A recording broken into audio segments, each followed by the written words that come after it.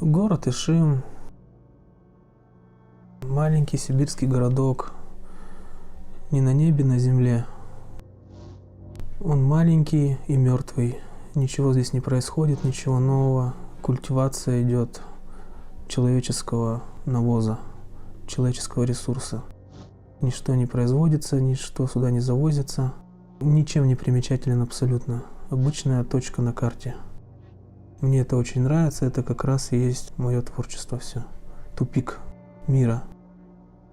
Он доминирует в моем творчестве, этот город. Именно мое местоположение, где я живу, эти улицы, персонажи, населяющие эти улицы, все это как раз и есть та атмосфера, которую я передаю в своих работах. Планов я не строю никогда. Как можно строить планы в таком месте, в такое время? Это место, Ишим конкретно, он не выпускает по каким-то причинам, не связанным порой со мной. Это социальные факторы какие-то, семейные дела. А что касается иммиграции, ну, не знаю, навряд ли. Хотя современная Россия для меня это тюрьма. И жизнь наша вся это тоже тюрьма. Мне обидно и стыдно за этих людей, которые не развиваются, не думают, а перекладывают это на государство. И люди у власти не просто пользуются этим, а навязывают это. То есть уравниловка. Также и в образовании абсолютно везде. Упор делается не на знания, а на циферку в бумажке, которая ничего не значит. Ну так, волей судеб сложилось, что я стал художником и стал по работе художником, можно сказать. Я работаю с детьми, учу их рисовать.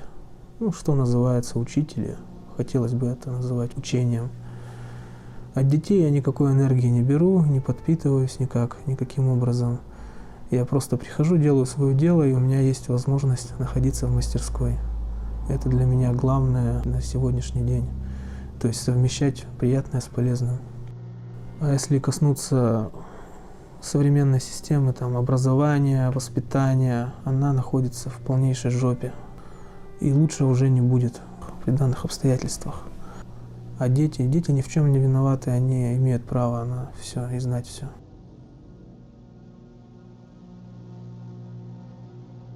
Время ранней юности моей, конечно, отложилось, как раз это период поздних 90-х, начала 2000-х годов. Ну, это период ужаса и становления нашей страны, хотя, кажется, он и не кончается. Сейчас просто эпоха цифрового всего, технократия.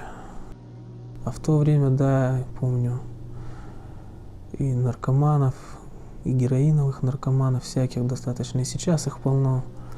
Да, это упадок, это насилие оправданное, причем безразличие людское. Вот это вот все накладывается отпечатками, слоями, всплывают порой истории какие-то, воспоминания, как мертвую собаку кидают. Она ночью, зимой замерзла и околела.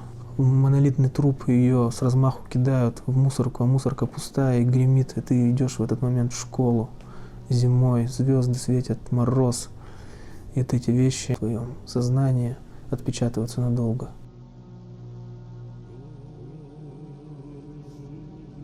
Для меня смерть — это, скорее всего, самый главный источник вдохновения.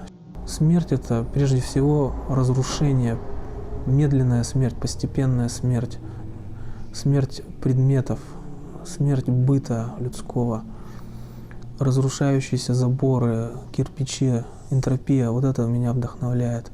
Я это наблюдаю и пытаюсь это зафиксировать. И, конечно, я к этому с трепетом отношусь и с дрожью какой-то. А что касается людской смерти, ну, она меня не сильно волнует. Я не верю в загробную жизнь и тем более не собираюсь там ни в какой рай, ни в ад. Мне это безразлично абсолютно. Смерть мира меня восхищает.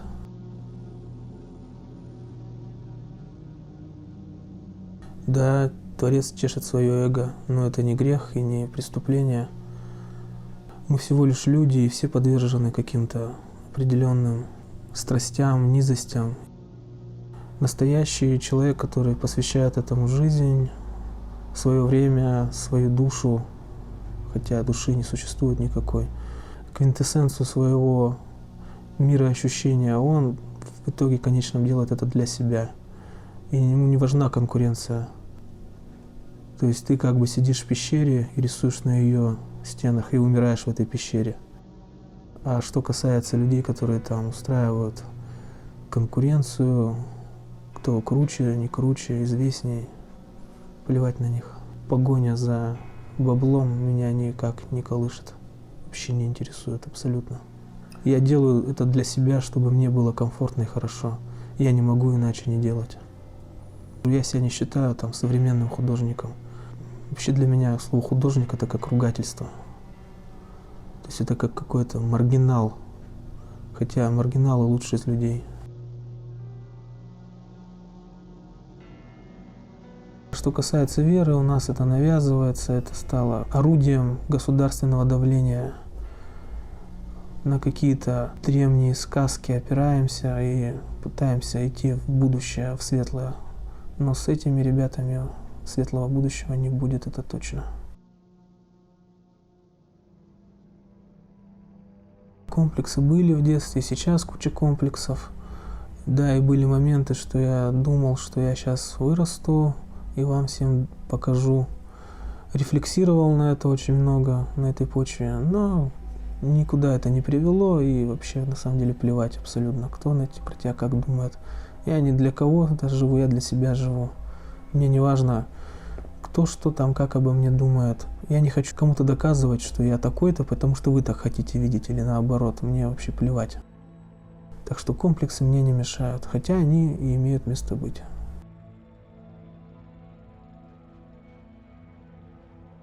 У меня жизнь уже превратилась в мое именно вот погружение в творчество. Я только этим и живу. Ничего в себе менять не хочу и не собираюсь, никогда не пытался и не буду. Для меня это вообще безразлично. Как есть, так и есть. Мое состояние можно характеризовать как внутренняя миграция. Я живу в своем мире, в который никого не пускаю вообще. Большинство людей даже не подозревают, какие у меня мысли в голове. Я всегда в них нахожусь. Я всегда одинок и свободен. Я просто иду и иду с работы на работу, домой также. Вот я в своих мыслях, в своей голове. Вот это для меня и есть релакс и погружение. Не надо сильно потребительски относиться к таким людям, как художники, какие-то поэты, там, музыканты. Люди пытаются делать это скорее для собственного спокойствия, нежели чем для услады каких-то козлов там.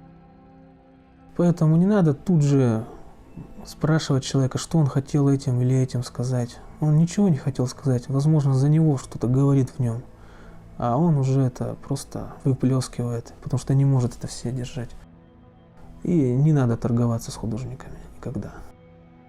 Потому что картина может стоить и 25 тысяч рублей, также и машина может стоить 25 тысяч рублей. А ценность, возможно, гораздо выше у картины. Я постоянно задумываюсь, зачем я это делаю, для кого. Но опять же, я получаю удовольствие от процесса и от результата. А что с этими потом работами будет, меня в принципе не очень интересует. Их также время сотрет и поглотит. Они вышли из этого хаоса и безумия, и в него же опять же вернутся в мусор, растворятся. Их ветер просто сдует с этого участка земли. Ничто не новое, ничто не вечно, ничто не истина. Вот так и мои какие-то картинки, они также появились и также пропадут. Никакого следа абсолютно я не оставлю. Не посещайте художника после смерти, а посещайте, когда вы живы. Приходите в гости.